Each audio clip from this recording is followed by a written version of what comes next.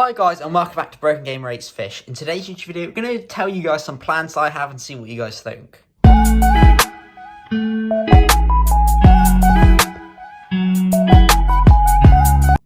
So, I know I have no consecutive viewers, but this is a 10-gallon aquarium, 40 litres, containing of 2 separate danios, 1 pearl danio, 2 leopard danios and 2 platies, along with 3 snails and 2 shrimps.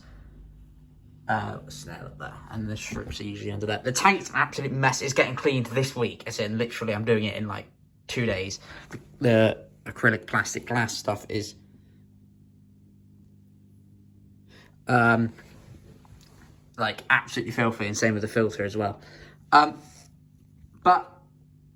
to get to the point, I've looked after cold water fish the whole time, and you know, I feel like I've done everything with them. But that being said, I don't want to stop keeping them. We're going to get to that in a minute.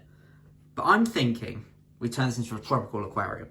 Now, I know you guys are thinking, well, not a lot of fish, tropical fish can go in there. You can get swordtails and stuff that would be perfect for this tank. I want to keep something rare and exotic that isn't seen, that's the perfect size for this tank. I want something that's easy to care for.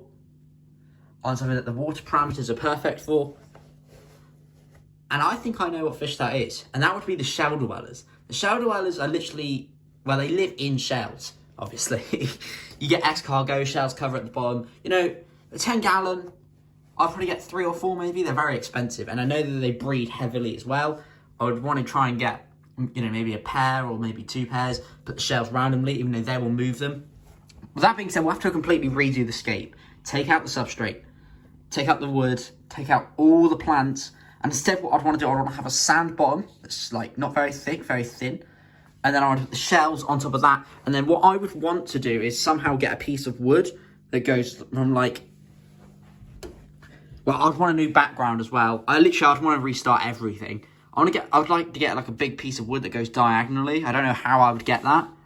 I also don't know where I'd put it, because the filter's there, but it would be cool to go in the background, so maybe across the filter, right the way down, or something like that. I don't know if you can see the shrimp. I can see it. I don't know if you guys can. You can see its tail.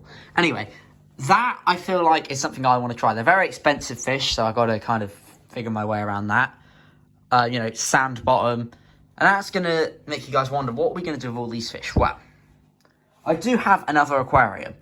The only issue is it's half the size of this one, around, well, I'd say about 6 or 7, so maybe not half, but it's smaller than this aquarium. It's probably similar size though, since that's made out of glass and it's a lot less thick than this. This is pretty thick, and it obviously all aquariums are measured by air displacement on the outside rather than the inside. But that being said, oh my god. Wow, I'm going to show you guys that in just a minute. That is crazy. So with that being said, that's probably where I'd move on these fish to. You know, we would do a whole new scape, but we'd still use these same materials. You know, the same plants, the wood, everything, just in a different tank. The shrimps would go in there as well, along with the snails, because the shell dwellers do eat shrimp. I was a bit upset by that, because I kind of want to keep them in here. Right. Now I've just noticed this. Take a look at that. Do you see that white thing there? That's crazy, actually. I'm so glad I got that on camera. That there is a shrimp skin. As we all know, they shed their skin. Every time I see that, I always think they're dead, but I can see one under there, and likely the other one's up in the filter again, as always. Or they could both be down there, actually. I don't know. Point is, that shedded its skin. I'll have to take that out eventually, and it becomes like this gooey stuff. Anyway, the only other issue is that the other aquarium has holes up here, and I'm a bit worried about the shrimp trying to jump out. Or technically be at the front. But again, I guess we'll figure something out with that. We've already had this aquarium set up on this channel previously, and we're going to redo it again, I think. And we're going to put all these fish in there.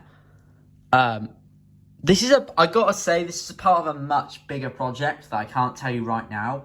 And it's not just setting up 1 tank, 2 tanks, not even 5 tanks. You know, this is a part of the biggest project I think I'll ever attempt to do. That we'll get into in the future, not like literally the future, not like tomorrow, is in like a few years, we'll talk about it. But I want to see what you guys think about that. I still can't believe that shrimp skin. That's definitely a shredded skin. Even though it looks like it's dead. It's not, I'm telling you.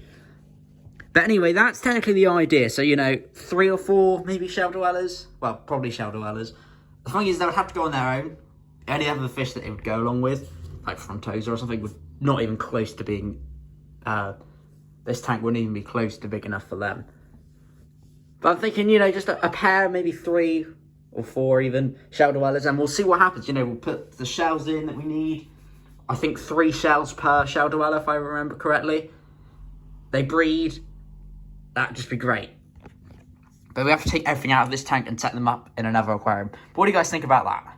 Alright guys, that's the end of this Broken Gamer Rates Fish YouTube video. If you enjoyed, make sure to like, subscribe, turn on notifications, see you guys in that video very soon for another Broken Gamer Rates Fish YouTube video. Leave a comment down below what you think, and I'll see you guys soon.